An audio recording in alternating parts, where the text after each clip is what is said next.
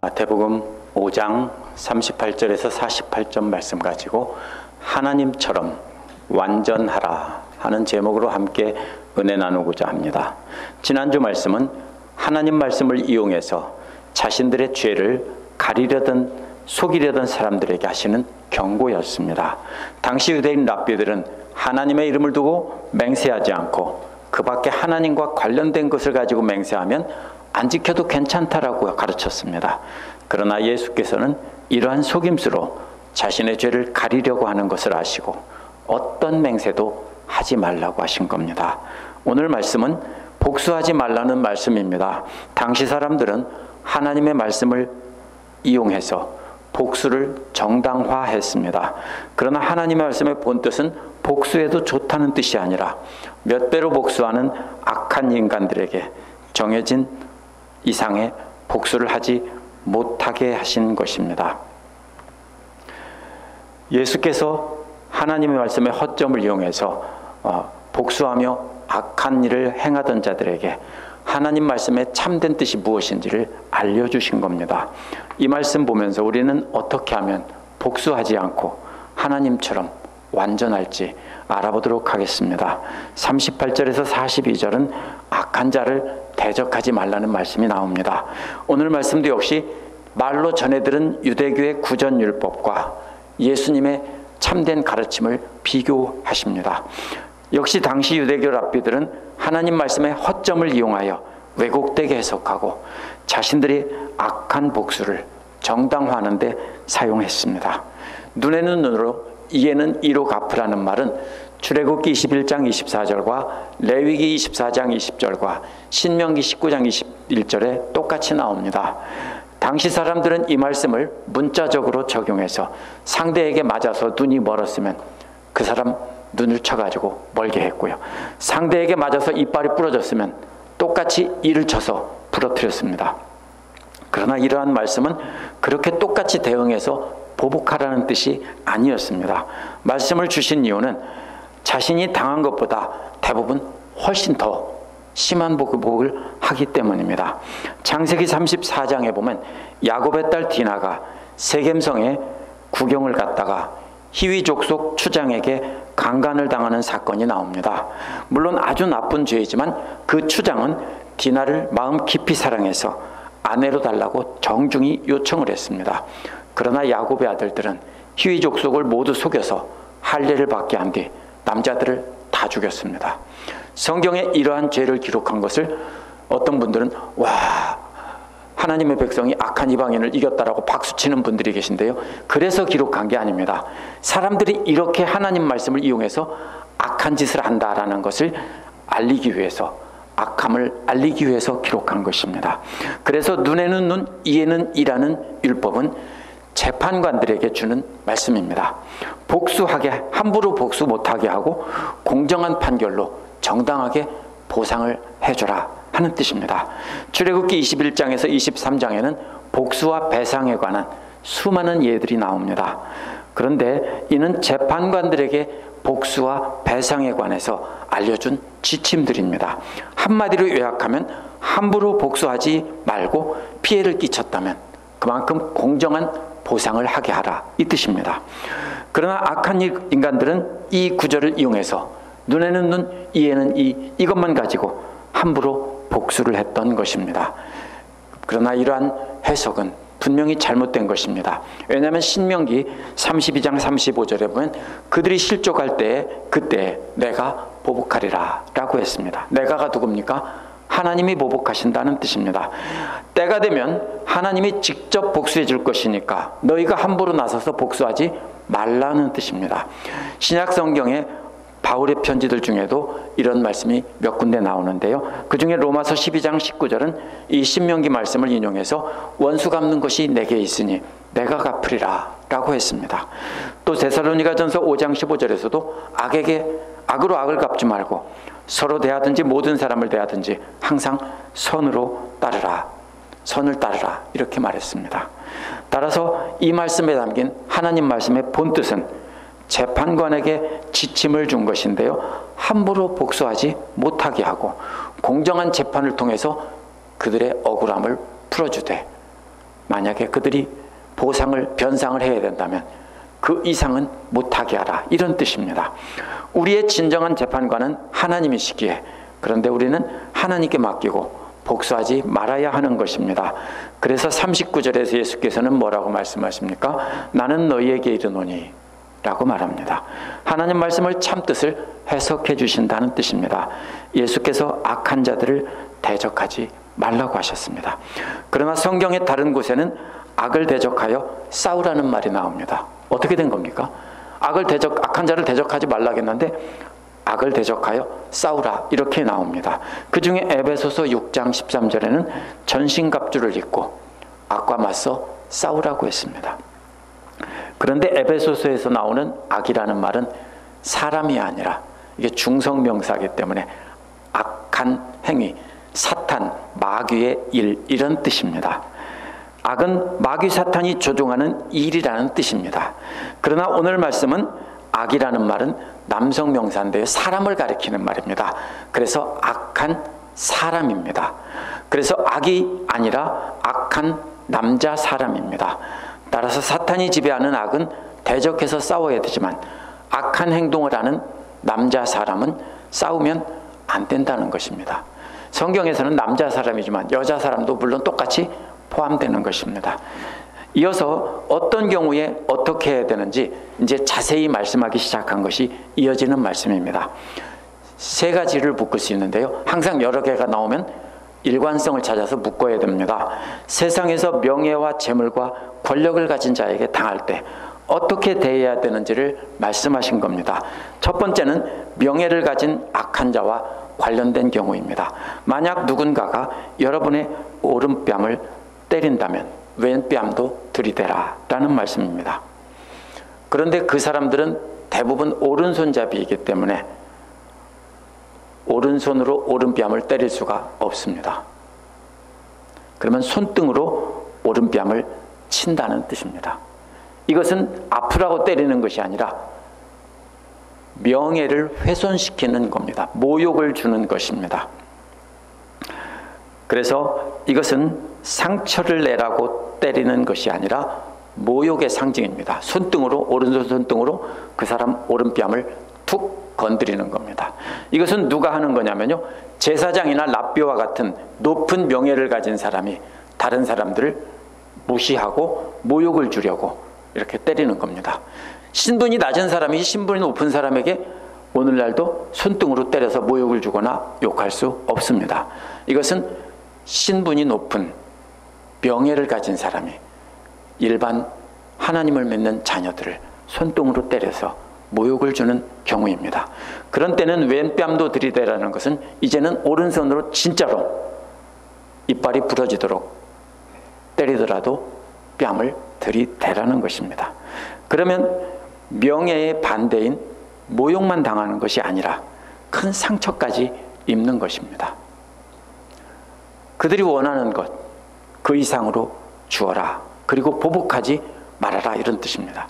우리는 어떻게 하고 싶습니까? 손등으로 한 대 맞으면 나도 한 대 그냥 주먹이 올라가는 것이 기본이고 마음입니다. 아니면 돌아서서 쌍욕을 하든지 아니면 다른 사람들에게 막 흉을 보고 욕을 퍼붓든지 어떻게든지 할 겁니다. 보복을 할 겁니다. 그러나 하지 말고 오히려 더 그들에게 분풀이가 돼줘라, 이런 말입니다. 두 번째 예는 재물을 가진 악한 자와 관련된 경우입니다. 재물이 많은 사람에게 돈을 빌립니다. 대부분의 곡식이 떨어지면 돈을 빌려서 곡식을 사는데 돈이 많은 로마 사람 지주들에게 돈을 빌릴 수밖에 없습니다. 유대인들끼리는 돈을 못 갚았다고 이렇게 저당을 잡거나 이렇게 하는 법이 없습니다. 왜냐하면 그들의 생명에 관련된 것이기 때문에 그렇게 하지 않습니다. 구약에도 분명히 옷을 잡고 빌려줬어도 외투는 어떻게 하라고 합니까? 해가 지기 전에 돌려주라고 합니다. 왜냐하면 그 사람이 밤새도록 추워 떨 것이기 때문입니다. 그래서 유대인들은 이렇게 가난한 사람이 먹을 것을 구웠을 때는 그것을 가지고 그렇게 하지 않습니다. 그러면 여기에서는 바로 이런 상황입니다. 돈을 빌렸는데 먹을 걸 사려고 돈을 빌렸습니다. 그런데 못 갚았어요. 그러자 제발 조금만 더 기회를 주시면 다음번에 갚겠습니다. 이렇게 말했는데 이 사람은 그냥 법정으로 가서 고소를 해가지고 속옷이라도 빼앗아가려는 상황입니다. 속옷은 오늘날 우리가 생각하는 속옷이 아니라 우리가 입고 있는 게 다 속옷입니다. 지금 다 속옷 입고 계세요. 겉옷은 뭐냐면요, 코트 같은 겁니다. 그 중동 사람들이 커다란 천을 두르고서 사막에서 모래도 피하고 밤에는 그걸로 이불로 쓰고, 그게 겉옷이고요. 지금 입고 계시는 것이 바로 다 속옷입니다. 그래서 그 속옷을 빼앗으려고 법정에 고소한 겁니다. 근데 문제는요, 당시 법정에 소송을 걸려면 일반 서민들은 낼 수 없는 상당한 금액을 이렇게 공탁금으로 걸어야 했습니다. 그렇기 때문에 가난한 사람들은 그 비용을 감당할 수 없습니다. 그러면 이것은 부채 문제로 고소한 사람은 로마 귀족이나 돈이 많은 사람들입니다. 예수님 당시 옷은 아주 값비싼 물건입니다. 우리 상상 이상으로 값비싼 물건입니다. 어릴 때 저도 우리 숙모님과 함께 살았는데 숙모님이 모시로 옷감을 짜는 걸 봤습니다. 한 올 집어넣고 하나 밀으면 자로 재면 얼마 나갈까요? 꽉 밀어넣으면 1mm도 안 됩니다. 그렇죠? 또 한 올 집어넣고 밀면은 1mm도 안 늘어납니다. 어떻게 합니까? 몇 날 며칠을 짜야 겨우 옷감 한 조각 나옵니다. 그렇기 때문에 옷은 엄청나게 비쌀 수밖에 없습니다. 특히 비단이나 이런 것으로 고급 옷감으로 짠 경우에는 어떻게 됩니까? 훨씬 실이 가늘기 때문에 훨씬 더 오래 걸립니다. 그래서 옷은 굉장히 비싼 물건입니다. 오늘날이라면 또 뭘 보면 알 수 있냐면요, 예수님 당시에도 옷을 가지고 제비 뽑았다는 것을 보면 알 수 있습니다. 혹시 오늘날 피가 잔뜩 묻은 사형수의 옷을 가지고 서로 제비 뽑으면서 누가 이걸 가져서 대박이 터질지 제비 뽑아보자 이렇게 하겠습니까? 그냥 심심뿌리로 놀이로 뽑은 게 아닙니다. 이거는 큰 돈이 걸린 것을 심지 뽑아서 누가 가질까 이렇게 한 겁니다. 당시 옷은 오늘날로 비유하면 자동차와 같은 것입니다. 그래서 얼마 산지 안 되는 새 자동차를 이렇게 못 갚았다고 빼앗아가는 것과 같은 상황입니다. 이런 사람에게는 속옷뿐 아니라 그보다 더 값비싼 겉옷까지 주라고 말씀하고 계신 겁니다. 겉옷은 밤에 쓰는 이불로도 쓰고 낮에는 모래나 바람을 가리고 햇빛을 가리던 중요한 옷입니다. 작은 것을 빼앗아 가려고 하면 훨씬 더 큰 것도 주라는 것입니다. 그래서 두 번째는 재물에 가진 사람에 관련된 것입니다. 세 번째는 권력을 가진 악한 자와 관련된 것입니다. 억지로 가자고 시킨다는 말은 조세푸스의 기록에도 나옵니다. 억지로 가자고 시킨다는 말은 군대의 물자를 강제로 나르게 한다는 뜻입니다. 우리나라 말로 하면 징용이라는 뜻과 같은 것입니다. 군인들이 일반인들을 이렇게 강제로 데려다가 포탄이나 물자를 나르게 하는 것과 똑같은 것입니다. 그래서 여기서 올이라는 말은요, 1마일보다 조금 짧은 거리입니다. 그러면 우리나라 오리는 2km이기 때문에 1마일이 훨씬 넘죠. 그래서 실제로는 오리보다 짧은 거리입니다. 그런데 이 말은 원래 1000걸음이라는 뜻입니다.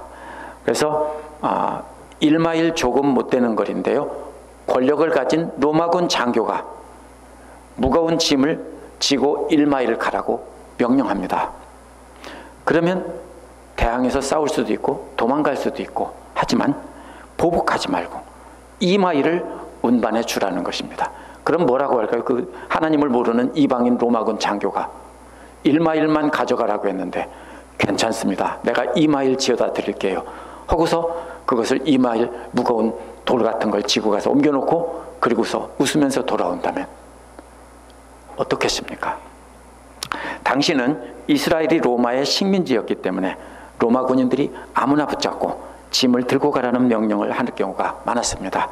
예수님의 십자가를 대신 진 구레네 시몬도 바로 로마 군인이 지고 가라고 하니까 할 수 없이 지고 간 경우입니다. 지금까지는 이 세 가지가 이렇게 묶을 수 있습니다. 세상의 명예를 가진 자와 재물을 가진 자와 권력을 가진 자가 자신들이 가진 것으로 믿는 자들에게 해를 끼치고 횡포를 부릴 때 그들의 요구 이상으로 들어주라. 그러면 그들이 어떻게 합니까? 얘들 뭐지? 하고 감동을 받는다는 것입니다. 그런데 42절에 나타난 네 번째와 다섯 번째 경우는 그 반대의 경우입니다. 이제는 믿는 자들이 자기보다 더 가난한 사람들에게 줘야 하는 경우입니다. 네 번째는 구하는 자에게 주라는 말은 거지가 돈 달라고 할 경우입니다. 그럴 때는 그냥 말없이 주라는 것입니다. 거절하지 말고. 다섯 번째에는 꾼다고 하는 사람에게 거절하지 말라고 했습니다. 이 사람은 거지는 아닙니다. 그러나 이 사람보다 더 아주 가난한 사람이기 때문에 꿔달라고는 했지만 사실은 갚을 능력이 아예 없는 사람입니다. 그냥 주는 거나 똑같습니다. 그래도 이 경우는 어쩌면 받을지도 모른다는 가능성이 1%는 있는 경우입니다. 명목상은 꿔주는 것이기 때문입니다. 하지만 이 경우도 결국 받을 생각 안 하고 주는 것은 마찬가지입니다. 양쪽으로 되어 있습니다. 힘이 센 명예와 재물과 권력을 가진 사람들이 괴롭힐 때 그들에게 더 주고, 반대로 우리보다 더 약한 사람들이 요구할 때도 주라는 겁니다.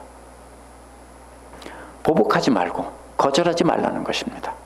누가복음 6장 34절에도 보면 너희가 받기를 바라고 사람들에게 구워주면 칭찬받을 것이 무엇이냐라고 했습니다. 죄인들도 그만큼 받고자 하여 죄인에게 구워준다고 했습니다.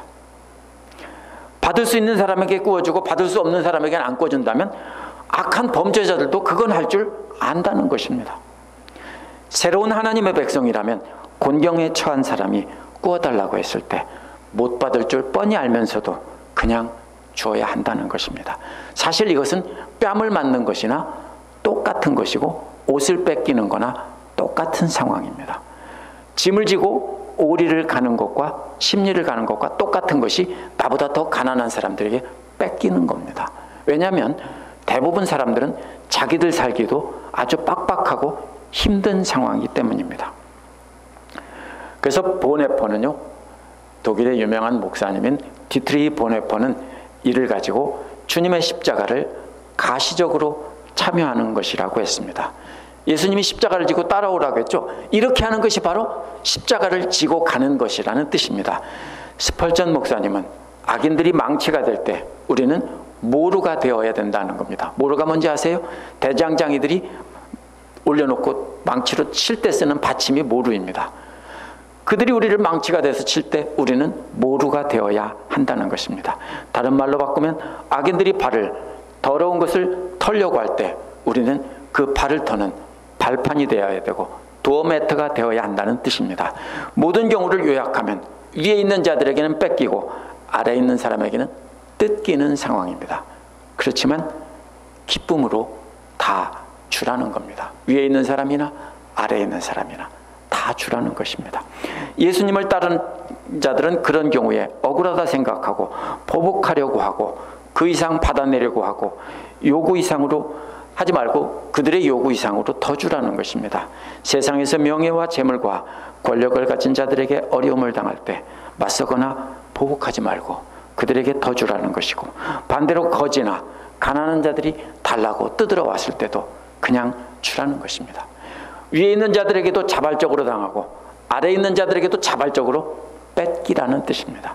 그리고 그만큼 갚으려고 하지 말라는 것입니다. 하지만 이는 우리가 약해서 아무 저항도 못하는 힘없는 존재가 되라는 뜻이 아닙니다. 그렇게 들리죠. 위에서 터지고 아래에서 뜯기고.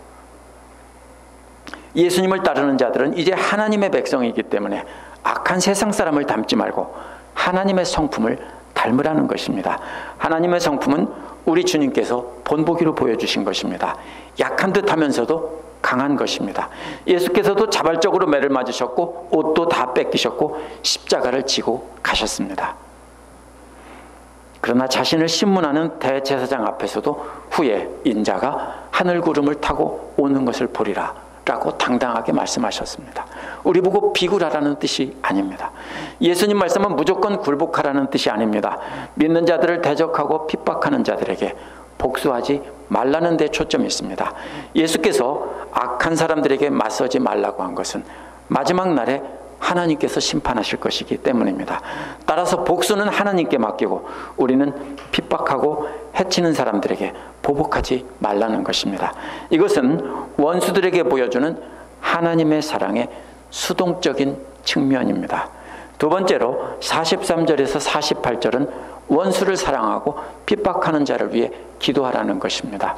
앞부분이 예수님을 따르는 자들이 행해야 될 수동적인 자기 방어입니다. 수동적이라는 말은. 그러면 이어지는 43절에서 47절은 능동적인 사랑입니다. 적극적인 사랑 실천입니다. 먼저 43절은 입에서 입으로 전해들은 구전율법입니다. 그 내용은 이웃은 사랑하고 원수는 미워하라는 것입니다. 이것은 레위기 19장 18절에서 온 것인데요. 레위기 19장 18절에는 이렇게 되어 있습니다. 내 이웃을 내 몸처럼 사랑하여라. 이렇게 되어 있는데요. 바리새파 사람들과 율법학자들은 이 말을 지키기가 어렵기 때문에 내 몸처럼이라는 말을 뺐습니다. 얼마나 어렵습니까? 내 몸처럼 사랑하라. 그걸 살짝 뺐습니다. 그럼 뭐만 남습니까? 내 이웃을 사랑하라. 그리고 이렇게 넣고 보니까 또 뭐를 넣어야 되냐면은 자기들 입맛에 맞게 여기다가 또 이웃이라는 범위를 분명히 하기 위해서 원수는 미워하라. 이렇게 만들어서 넣습니다. 그래서 이웃은 사랑하고 원수는 미워하라. 이렇게 가르친 겁니다. 내 몸이라는 말 빼고요. 이렇게 해서 무슨 뜻입니까? 이웃은 유대인 동포다 이렇게 결정한 것입니다. 유대인 동포들은 사랑하고 이방인들은 무조건 미워하라 이 뜻입니다. 참 편하죠? 원래 미운데 미워하라고 하고, 그죠? 원래 사랑해야 되는 동포들은 사랑하라고 하고, 얼마나 편해요. 하지만 이것은 레위기 19장 18절 바로 앞부분 9절에서 10절을 읽어보면 금방 나옵니다. 곡식이나 포도 같은 것을 다 거두지 말고 남겨서 가난한 사람과 나그네들이 죽게 하라 했습니다. 나그네가 누구냐면요, 이방인들입니다. 이방인들이 먹을 것이 없어서 유대인 땅에 와서 떠도는 사람들이 바로 나그네입니다. 오늘날처럼 여행자가 아닙니다. 그러면 유대 지방에 살던 떠돌이 이방인들을 말하는 것이기 때문에 바로 앞에서 이방인들을 사랑해서 그들에게 곡식이나 포도주를 남기라고 해놓고 조금 바로 뒤에 금방 말 바꿔서 이방인들을 미워하라 레위기에서 이렇게 가르쳤다면 하나님은 실수하신 겁니다. 성경은 전체에서 문맥을 통해서 이해를 해야 됩니다. 바리새파와 율법학자들은 잠언에 나온 내 원수가 배고파하거든 먹을 걸 주고 목마르거든 마실 것을 주어라 하는 말씀을 잘 알고 있습니다. 바울도 이 말씀을 로마서 12장 20절에서 인용한 것을 봐도 알 수 있습니다. 알면서도 하나님 명령을 따라 사랑하기 싫으니까 살짝 바꿔서 가르친 겁니다. 이는 원래 개인적인 원수를 사랑하라는 뜻이지 유대 민족의 원수를 사랑하고 미워하라 이런 뜻이 아닌 겁니다. 그러나 당시 유대교 랍비들은 유대 민족은 사랑하고 유대 민족의 원수인 이방인들은 미워하라 이렇게 바꾼 것입니다. 실제 하나님의 원수인 사람들은 이방인들이 아니라 유대 민족 중에서 우상 숭배하던 사람들입니다. 그런데도 그런 원수들은 무조건 사랑하라고 가르친 겁니다. 그러면서 이방인이라면 무조건 미워하라고 가르친 것입니다. 그래서 예수께서는 누가 이웃이냐고 질문하는 유대인들에게 원수이던 사마리아 사람의 비유로 말씀하시면서 하나님의 계명을 지킨 자가 바로 바로 너희들의 이웃이다라고 하신 겁니다. 이방인이나 이방인보다 더 악하고 더럽게 여겼던 사마리안들이 원수는 아닌 것입니다. 진짜 원수는 하나님 말씀을 왜곡시켜 가르치고 하나님 말씀으로 자신들의 죄를 가리던 그 사람들이 바리새파 사람과 율법학자들이 진짜 하나님의 원수들입니다. 여기서 원수는요, 개인적인 원수입니다. 나에게 나쁘게 한 원수를 가리킨 겁니다. 왜냐하면 너희가 아니라 원어에서는 분명히 너이기 때문입니다.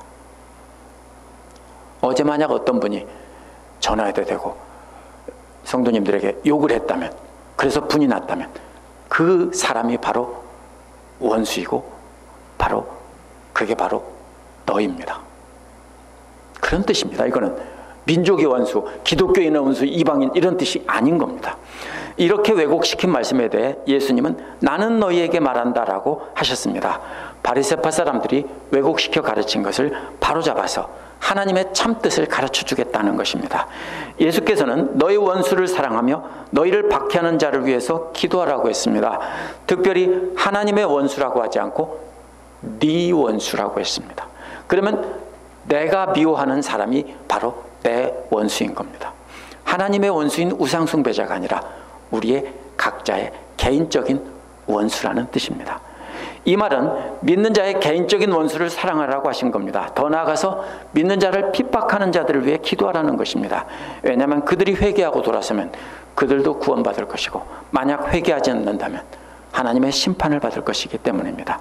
하나님은 구원의 하나님이시면서 동시에 심판의 하나님이기 때문입니다. 45절 앞부분에서 그래야 하늘에 계신 너희 아버지의 자녀가 될 수 있다라고 말씀하십니다. 자녀가 누굽니까? 아버지를 닮은 것입니다.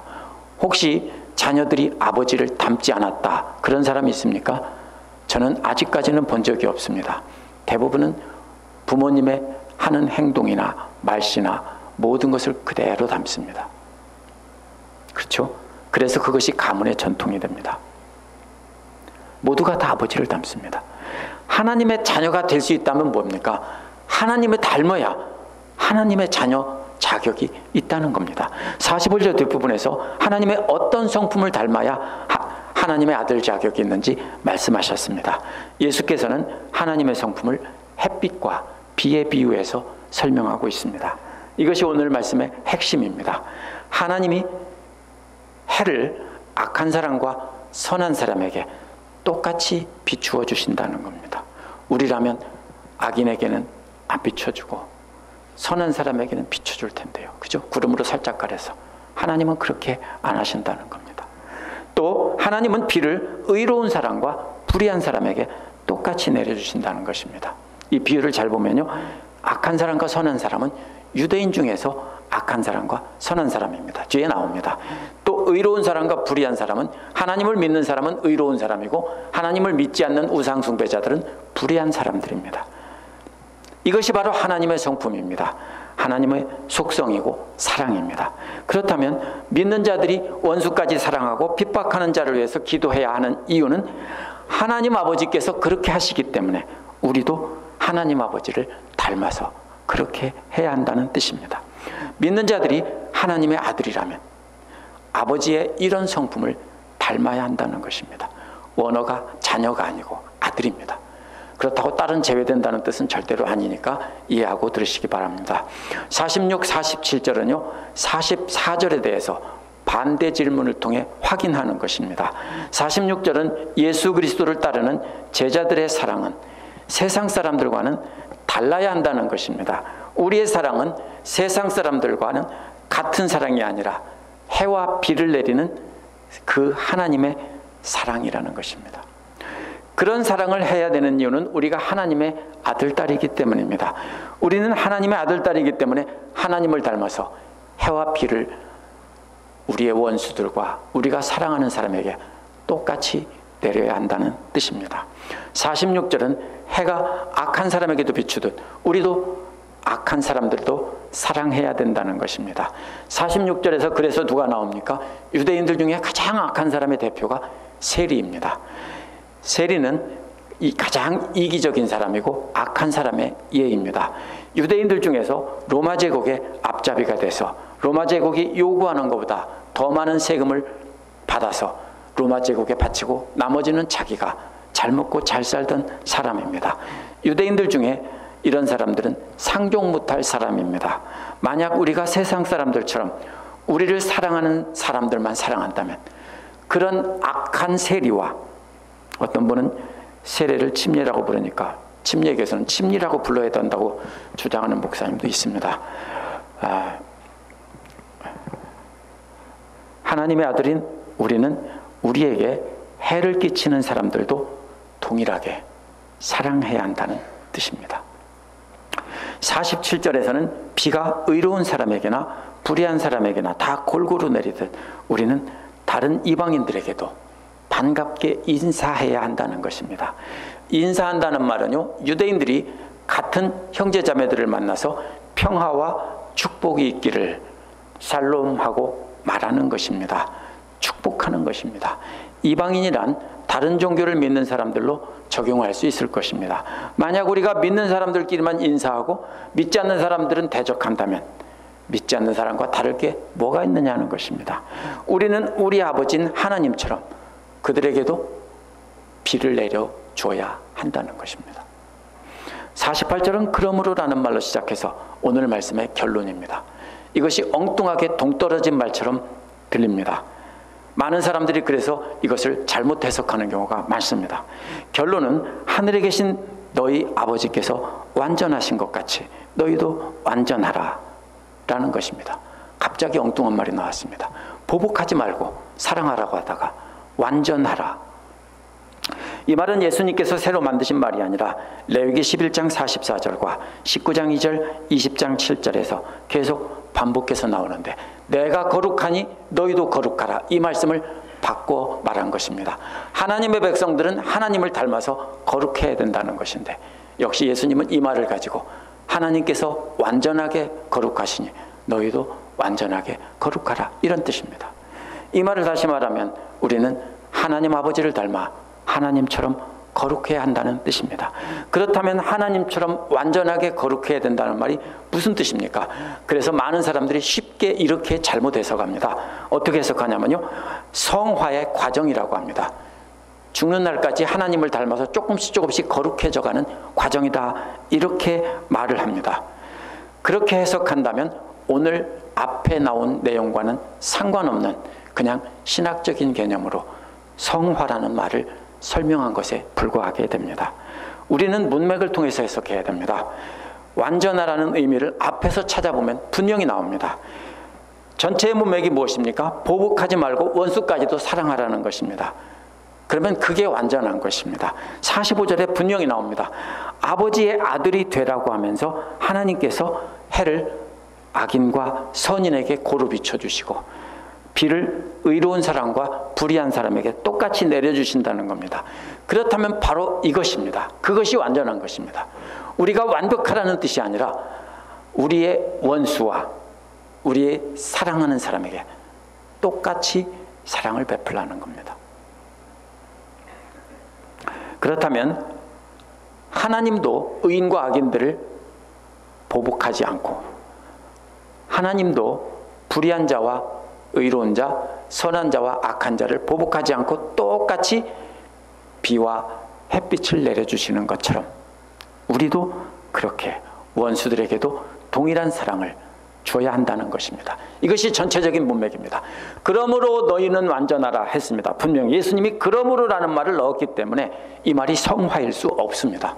물론 궁극적으로 보면 성화인데요, 이 말은 하나님처럼 그렇게 용서하고 원수까지도 사랑하라. 그렇게 할 수 있으면 그것이 뭐예요? 완전한 사랑입니다. 우리는 우리 아버지처럼 완전하라는 말이 하나님을 닮아가는 과정이라기보다는 모두를 사랑하라는 뜻인 것입니다.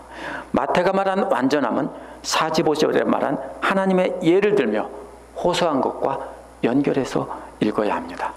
그렇다면 마태가 오늘 말씀에서 전하는 완전함은 45절에 나온 하나님의 속성처럼 의인과 악인에게 똑같이 해를 비춰주고 의로운 자와 불의한 자에게 똑같이 사랑의 비를 내려주어야 한다는 뜻입니다.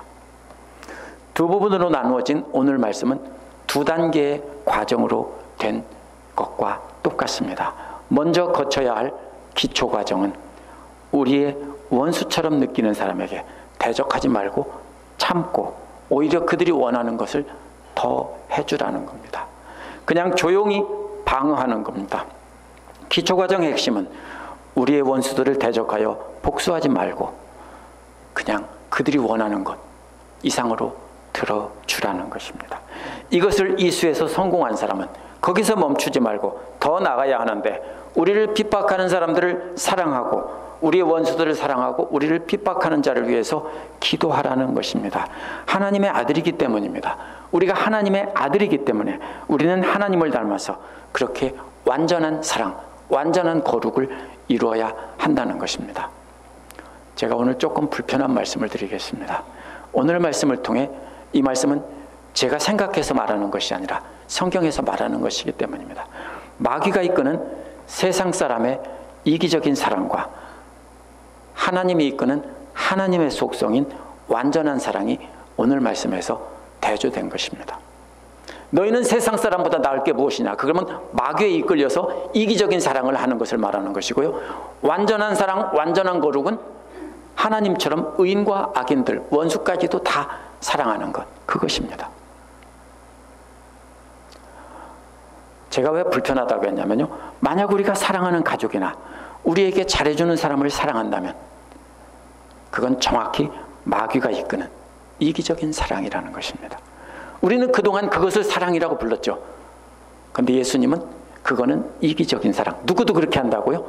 세상에서 제일 악한 세리도 그렇게 한다고요. 그거 못하는 사람은 아무도 없다고요. 이게 그래서 불편한 겁니다. 우리는 그걸 사랑이라고 해왔는데요, 그게 제일 악한 것이라는 겁니다. 그건 세상에서 제일 나쁜 사람도 할 줄 안다고요. 그거 혹시 못하는 분 계세요? 아무도 없을 거예요.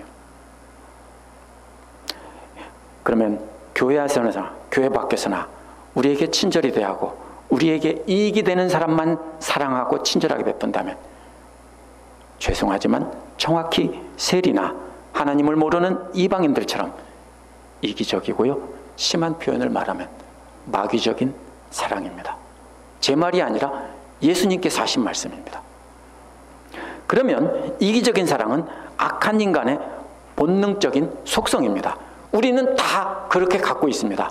그래서 성경은 뭐라고 말합니까? 모두가 다 죄인이라는 겁니다. 제가 거룩해서 이 말을 하는 게 아니라 성도님들이나 저나 똑같이 그런 죄인입니다. 그런 악한 속성을 가지고 있습니다. 본능입니다. 그러면 본능이니까 나는 그래도 된달까요? 아닙니다. 가만히 있으면 우리는 저절로 그런 이기적인 사랑을 하게 됩니다. 하나님의 사랑을 알지 못한다면 모두가 다 그렇게 이기적이고 마귀적인 사랑을 하며 살다가 그것이 사랑인 줄 알고 착각하고 살다가 멸망하는 것입니다. 그러나 우리가 예수 그리스도를 믿고 하나님의 자녀가 되었다면 우리는 더 이상 악한 본능에 이끌려서 마귀적이고 이기적인 사랑만 하고 끝나면 안 된다는 뜻입니다. 이제는 감정에 이끌리는 사랑이 아니라 하나님의 자녀답게 의지적인 사랑을 해야 한다는 것입니다. 원수까지도 사랑하고 보복하지 말라고 하신 예수님의 명령은요, 우리 감정까지 바꾸라는 게 아닙니다. 그게 참 다행입니다. 자꾸 그럼 뭡니까? 이중적이고 뭐라고 합니까? 그런 거 보고요, 이렇게 가식적이라고 투페이스라고 이렇게 생각할지 모릅니다. 그게 아닙니다. 마음속에선 죽이고 싶은데 그 감정까지 당장 바꾸라는 뜻이 아닙니다. 감정은 그냥 두고 내 행동과 말을 바꾸라는 것입니다. 우리가 하나님의 자녀이기 때문에 하나님의 사랑을 닮으려고 우리가 말과 행동을 조심하라는 것입니다. 좀 더 정확히 말하면 의지적인 사랑을 하라는 뜻이라기보다는 하나님의 명령에 억지로라도 순종하라는 뜻입니다. 그 사랑은 하나님께서 사랑스러운 자녀들에게나 완전히 멸하고 싶은 원수들에게나 똑같이 햇빛과 비를 내려주는 것과 똑같다는 것입니다. 만나면 좋은 친구, MBC 문화방송과 같은 친구들뿐만 아니라 만나기만 하면 화가 치밀고 욕이 나오려는 사람에게도 햇빛과 비를 내려주는 것과 같은 친절을 베풀어야 한다는 것입니다. 왜요? 우리가 하나님의 자녀이고 하나님을 닮아야 되기 때문입니다. 이것이 아니라면 예수 그리스도를 믿는 사람과 아닌 사람이 아무런 차이가 없다는 것입니다. 이것은 선택이 아니라 명령입니다. 오늘 말씀의 결론인 하나님처럼 완전하라는 말씀이 만약 하나님처럼 완전히 거룩하게 당장 되라고 한다면 절망적인 명령입니다. 그러나 이 말씀은 하나님처럼 우리를 화나게 하는 원수 같은 사람들에게 직접 복수하지 말고 친절한 태도로 대하며 그들이 어려움 당하면 도우라는 뜻이면 그래도 한번 해볼 만합니다. 그렇죠? 어떻게 하면 됩니까? 침 한번 꾹 삼키고, 그렇죠? 욕 나오려고 하는 거 꾹 삼키고 눌러서 부드럽게, 간지럽게는 안 해도 돼요. 부드럽게 말하고, 또 도와줄 일이 있으면 주머니를 털어서 맛있는 거라도 사주고, 거기까지만 하고 돌아서서 혼자 분을 사겨도 괜찮아요. 그러면 하나님께서 잘했다고 하실 거예요. 먼저 교회 안에서 원수 같은 사람들을 흉보고 비방하고 욕하는 일은요, 오늘 이 시간 이후로 당장 멈추시기 바랍니다. 그게 뭐냐면요, 그게 정확히 마귀의 일이에요. 죄송합니다. 제가 분명히 말합니다. 그것은 무조건 마귀의 일입니다. 그것은 내 분을 푸는 게 아닙니다. 눈에는 눈, 이에는 이라며 악한 보복을 하는 것입니다. 한 대 맞았으니까 이빨로 입으로 막 말을 한다면 그것은 바로 보복하는 것입니다. 그렇게 말로 복수하는 행동은 무조건 사탄에게 속한 것이고 사탄의 하수인으로 가는 지름길입니다. 그러면서 내게 잘해주는 사람에게 먹을 걸 갖다 주고 좋은 말로 대하는 것은 정확히 마귀적이고 이기적인 사랑입니다. 보기만 해도 욕이 나올 것 같은 믿음의 형제자매들을 보고 꾹꾹 눌러 참고 친절히 대하고 그들이 기뻐할 때 기뻐해주고 슬퍼할 때 함께 슬퍼해주고 눈물 닦아주는 것입니다. 그것이 모두에게 해와 비를 내려주는 하나님을 닮은 완전한 사랑입니다. 제가 할 줄 안다고 이렇게 말하는 게 아닙니다. 예수님께서 그렇게 말씀하셨으니까 저는 전하는 것뿐입니다. 저도 그렇게 하려고 노력하겠습니다. 만약 우리 교회 안에서 그렇게 서로 꾹꾹 참고 친절을 베풀고 욕하지 않고 하나님을 닮은 사랑을 할 수만 있다면 우리 교회는 천국의 출장소가 될 것입니다. 그러면 믿지 않는 교회 밖의 사람들이 우리를 보고 천국의 출장소에 한번 구경 오고 싶을 것입니다. 그들은 그렇게 하나님을 닮은 사랑을 하는 우리를 보고 하나님을 만나게 될 것입니다. 그것이 바로 하나님처럼 완전하게 되는 길입니다. 기도하겠습니다.